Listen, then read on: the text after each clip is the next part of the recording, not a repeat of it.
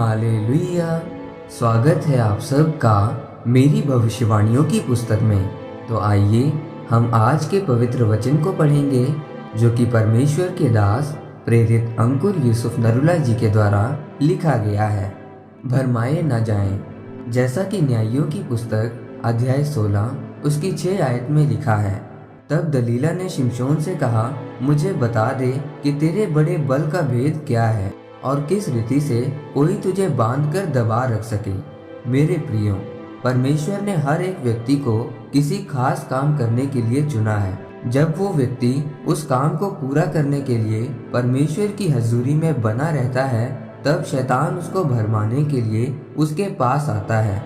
अगर वह व्यक्ति उसके भरमाने में आ जाए, तब वो व्यक्ति वो नहीं कर पाता जिसके लिए परमेश्वर ने उसको चुना होता है। जिस तरह बाइबल में जब हम शिमशोन के बारे में पढ़ते हैं तो बाइबल बताती है कि शिमशोन बहुत बलवान और सामर्थी था और उसने गधे की जबड़े की हड्डी के साथ 1000 पलिश्तियों को मार दिया था। परमेश्वर ने शिमशोन को इजरायलियों को पलिश्तियों के हाथ से छुड़ाने के लिए चुना था, पर शिमशोन पाप और व्यभिचार में गिरा और शिमशोन पलिश्ती लड़की के साथ प्रेम करने लगा और उसने उससे शादी कर ली, जिससे उसने परमेश्वर को क्रोधित किया। क्योंकि परमेश्वर शिमशोन को पलिश्तियों के विरुद्ध इस्तेमाल करना चाहता था और उसी पलिश्ती औरत ने शिमशोन को भरमाया और उससे उसके बल का राज पूछा और शिमशोन भरमाया गया और उसने अपने बल का राज उसे बता दिया, जिस वजह से पलिश्तियों ने शिमशोन को पकड़ा और उसे अंधा कर दिया और वो मारा गया। शिमशोन वो काम नहीं कर पाया जिसके लिए परमेश्वर ने उसे चुना था।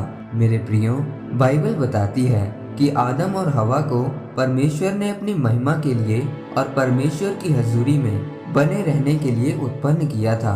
परमेश्वर ने उनके लिए अदन में एक वाटिका बनाई कि आदम और हवा उसमें रहें, और परमेश्वर ने उसको कहा कि वाटिका में हर एक वृक्ष का फल तुम खा सकते हो, पर उस वाटिका के बीच में जीवन के वृक्ष और ज्ञान के वृक्ष के फल को तुम मत खाना।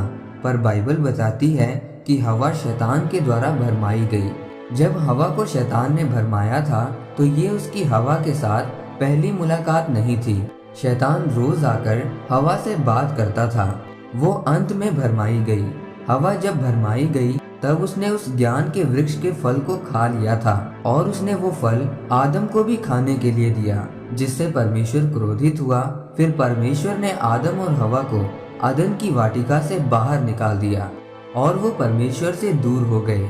मेरे प्रियो, मैं आपको बताना चाहता हूँ कि इस सेवकाई को शुरू होने से पहले परमेश्वर ने मुझे किसी न किसी मुसीबत में फंसाए रखना, और मैंने हमेशा उस मुसीबत के कारण प्रार्थना में रहना, क्योंकि परमेश्वर जानते थे कि आने वाले समय में ये सेवकाई बहुत बढ़ने वाली है। क्या शैतान उस समय मुझे भूला होगा?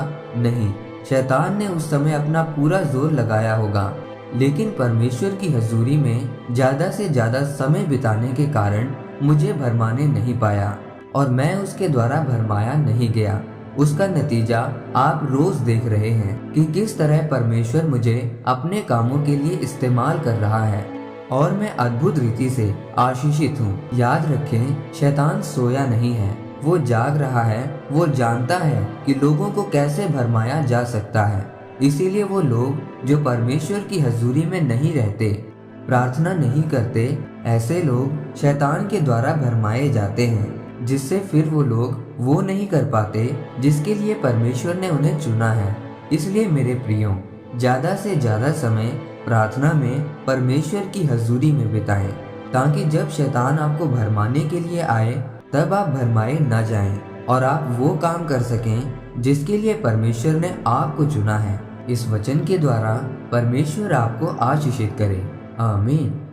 आइए परमेश्वर के दास के द्वारा लिखे गए इस अंगीकार को आप मेरे साथ एक मन होकर करें। सर्वशक्तिमान परमेश्वर, मैं आपके इस वचन के लिए आपका धन्यवाद करता हूँ। परमेश्वर, मैं अंगीकार करता हूँ कि मैं ज़्यादा से ज़्यादा समय आपकी हजूरी में व्यतीत करूँगा और शैतान के द्वारा भरमाया नहीं जाऊँगा, प्रभु यीशु मसीह के नाम में, आमीन।